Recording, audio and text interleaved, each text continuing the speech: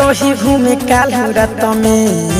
जो घाटा नहा घट गए साथ में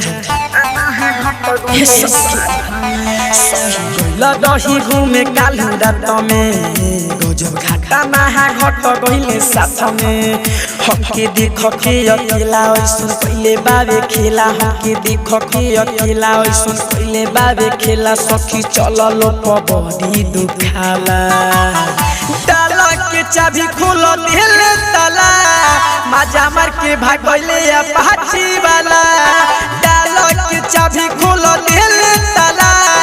मजा मार के भागले अपाची वाला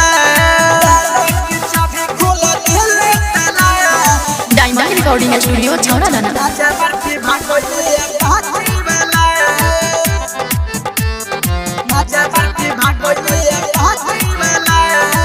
न जाने कब से पीछा रहे कहिले मारी के सीटी हमके लग में बोलहिले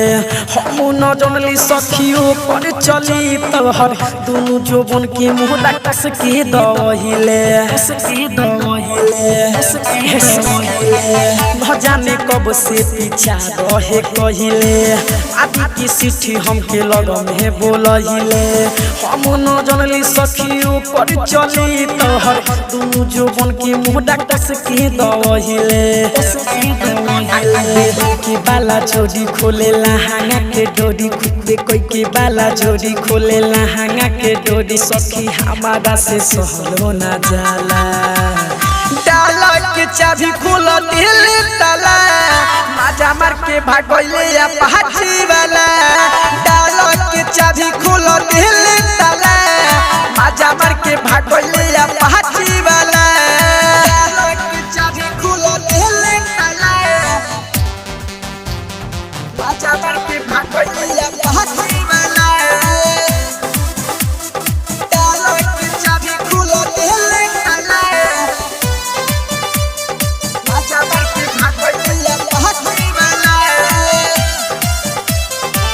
चढ़ल जवानी मोड़ा कइले हे बा ठक हो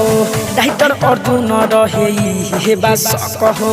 सोनू चंदन लागे पीछे रहे बैठल का कही सखी हमर बिगड़ल बालक हो